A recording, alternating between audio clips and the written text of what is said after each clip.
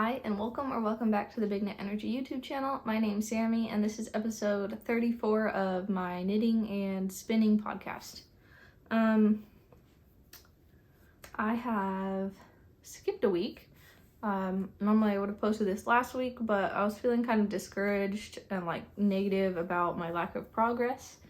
And I still don't have that much more progress, but I mean, that's okay. It ebbs and flows. So I'm going to end up showing you guys my stash down progress, which is since I wasn't making knitting progress, I wasn't really working down my stash, which makes sense. But I'll start with my finished object, which is the finished pair. This was a half object last time of the middle of nowhere socks, designed by Crafted by the Fates. So I'll link her Instagram below. The pattern is not live yet. This was a test knit, but it will be live soon. And I really like these. I love the colors, I love the pattern, and this pattern is a 4-row repeat. And so it's really fun to knit because you can memorize it easily and it changes a lot, so pretty fun. For some reason on this specific sock I got a lot of laddering because I switched to magic loop during the gusset. Well, I guess it's on both, but it's only in the gusset, so it's my fault with magic loop. Sorry,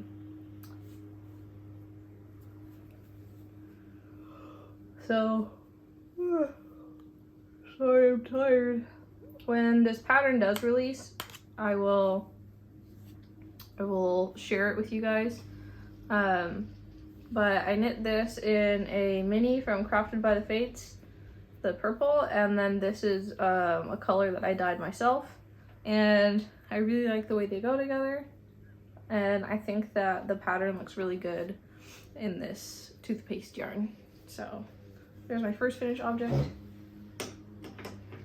Hang them back up over here. And then my whip, I didn't start working on again until Friday. So today is Saturday, so yesterday. I was super tired of cables, and I keep overwhelming myself by trying to knit 2 sweaters at once, which I think is just, I think I should only have 1 sweater project at a time. But I hadn't started the sleeve. I just had my needles in ready to start last time, and now I have this much progress on the sleeve. I probably could have finished it yesterday, but I was playing a lot of video games. I was definitely feeling, oh, this is a Fisher coin jumper, by the way. I don't remember the designer's name, but I'll link it below. Fisher coin jumper. And it is a all over cable jumper. This is a honeycomb stitch, and this is knit in Mace of Skeins High Roller DK and the colorway Pumpkin Spice, held together with the Full House, which is a Surrey alpaca lace base, and the colorway Roasted Pumpkin. So those 2 are held together, and I just really lost steam on this from working on 2 sweaters at once. And from it being all over cables, I find that when there's too much going on the sleeves, I get really stuck on Sleeve Island. It's so soft and squishy, but it's definitely not really the season for it anymore here in Southern California. It's a pretty heavy jumper, but I will definitely get wear out of it next year. Or the end of this year, I guess. So I'd like to wrap that up and start on something new, but I feel like I need to get this off the table first or I'll never finish it.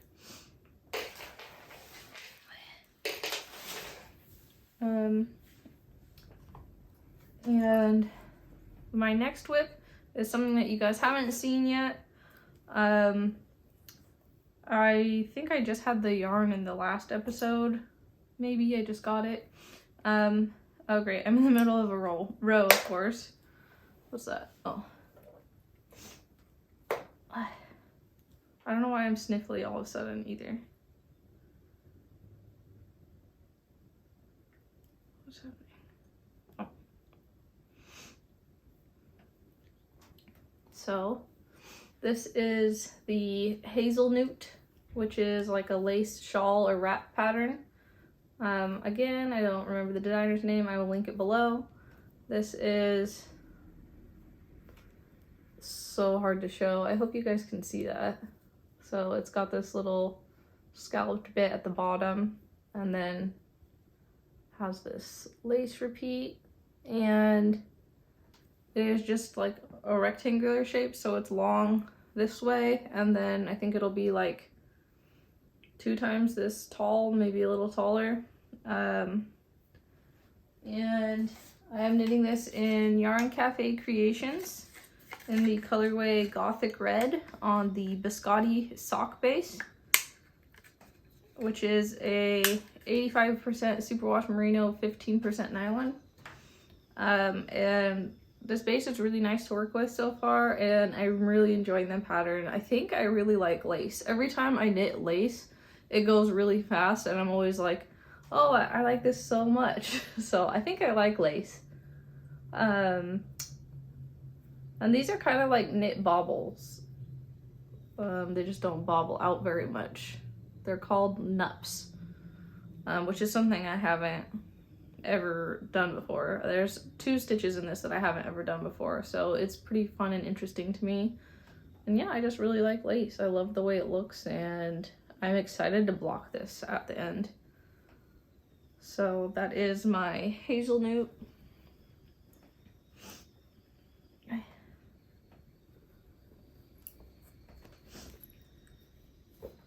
And then I'm knitting those both to pattern, I think. Oh, here we go. My only other whip is a spinning whip. And this is my Nest Fibers Valentine's Advent. And I'm still not very far in this. Like, I was in an overall slump, like a social slump, a knitting slump, a spinning slump. And I was just playing video games, basically, and I'm kind of glad I just let myself be, because I feel a lot better now about my making and everything. And social, so being social, I feel better too. But this is my Nest Fibers Valentine's Advent. I'm just spinning it all together. This is actually, I divided each color or each day vertically into fourths. So this is, I took one color one day out because it had slubs in it. Or, slub, is that the right word? Neps? It was for tweed yarn. It would have made tweed, and I thought it would be weird to have tweed in the middle of this strand. So there's 13 days here, and then I've just spun day 1 for the second time. Once I have spun 2 of the quarters end to end, so half of the total fiber. This is so confusing to talk about. Half of the total fiber, then I'll spin the other ones, and I'll divide them even more to get faster color changes, and then I will apply those 2 strands together. That was so confusing. But yes, I'm spinning this on my Dreaming Robot Electric Eel Wheel 6. The shaft completely came out of the flyer. I did get instructions on how to repair it from Dreaming Robots, and I'm going to do that. I just forgot to get something, but I'll probably do that this week. It still works. I just have to keep making sure that this shaft is pushed all the way into the flyer, because this part where it sits, it just came out. Which is surprising considering it's pretty new, but what can you do? All right, next I just have acquisitions, and then I will tell you guys about my stash down progress for March, and that's it. So acquisitions. Oh wait, I'll do stash down first. Wait, where's my book?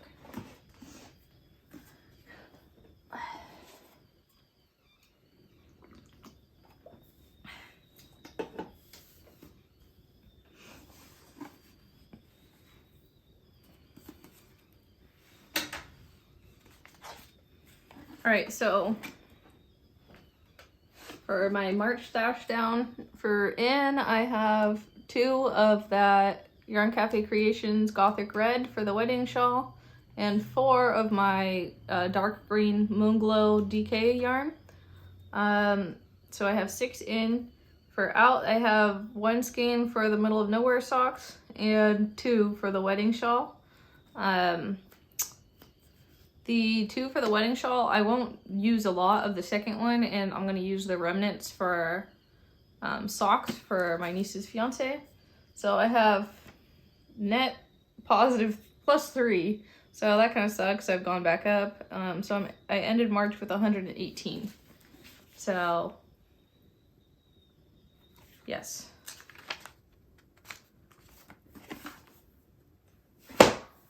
Oops, that was loud. Okay, for acquisitions, I'm gonna start with yarn. So I am a Patreon for Typical Bliss, or a patron for Typical Bliss. And she's doing Studio Ghibli, like, monthly yarn. So one of these is the December colorway and one is the January, and I just got these like a couple days ago. I don't remember which one's which, and I don't know why this one doesn't have the mini. But this is the colorway, I can't read that. Laputa, maybe? Laputa? This is the color Wolf Girl and San. So Wolf Girl and San. And they're really pretty. I really love the colors. I love the pastel and the mutedness. They came with stickers for each one. So we have the sticker. Yeah, this sticker.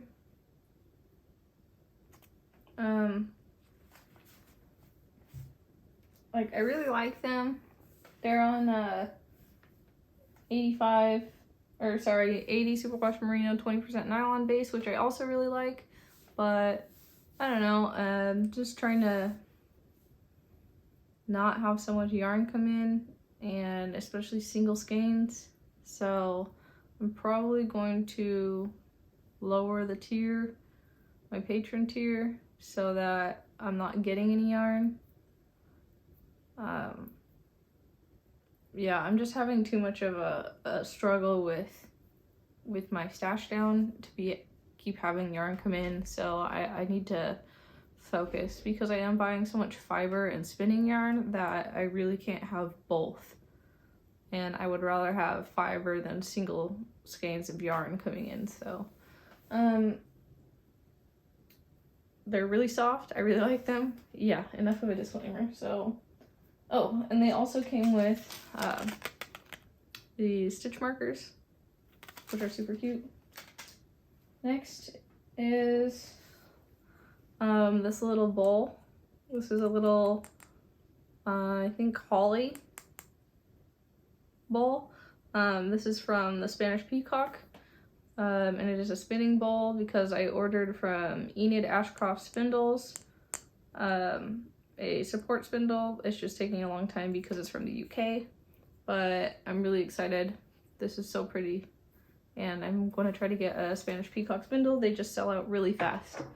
So next is a bag, and this is Handaloo Designs bag, which I bought from Bumblebee Acres yarn, and this is part of, was it the Kyoto collection? I don't remember, but this has a really nice, like, thick canvas bottom, and I wanted to get this because I don't have any bags this big, and I just would like to have a bigger bag for my big sweaters and stuff, because right now all my bags, I can either fit the yarn or the sweater, not both, once I get, like, good progress on the sweater. So my next sweater project will be in here, and it has pockets on the side. So pretty excited about that, and a drawstring. I love a drawstring bag. Yep. It's got stabilizer or something in there, I think. There's that.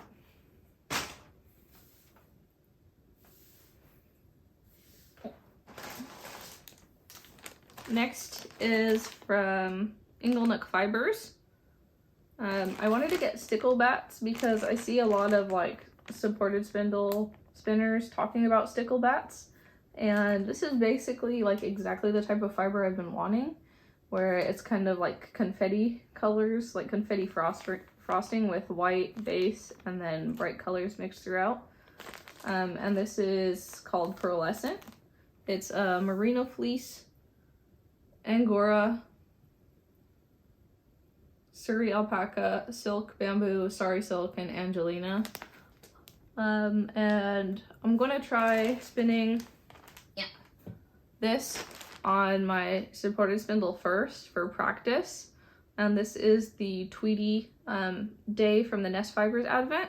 So this will be my first practice. This is like an ounce. And then once I practice with that one, if I'm feeling ready, I'll spin this one because this one is gonna be a lot slipperier. It's super soft. So I just want to practice first before I move on to a larger spin because this is 4 ounces. And then my only other acquisition is from Fossil Fibers. So this is from the How to Train Your Dragon collection. And I wanted a bat in this color, which is called Volcas Mountain. But the bat was sold out by the time I got there. I had accidentally set my alarm for the wrong time zone, so I was like an hour late. But this is Volcas Mountain on Shetland locks, so this is a little ounce, and I just thought this was really cute and fun. And then I also got, from the same collection, an Isle of Burke bat. So this one is Corriedale, flax, bamboo, tussa silk, Cormo cross farm wool, and sari silk. Oh, I think I forgot to say these are Shetland locks. Wait, no, I did say that. Never mind. So I'm gonna unroll the bat so you guys can see it. Because I don't know if you guys remember the colors from the Isle of Burke, but this is like exact. Can you see all that? Ugh. Is it in frame? I don't want to stretch it out and like break it, but yes, there it is. I really like the How to Train Your Dragon movies. The first one came out like when I was having kind of a hard time, and I just found it really comforting. I really liked Toothless and Hiccup's relationship, and they like related it to me and my husky because my husky was like kind of high maintenance and crazy, so. And then the other bat I got, and these are both like around 2 ounce bats, just a tiny bit more. This one is Bewilderbeast, so this is from the second movie. And this is Rommeldale farm wool, Finn farm wool, bamboo, sari silk, and wool neps. And I love the Bewilderbeast. The Bewilderbeast is so pretty. So there's that.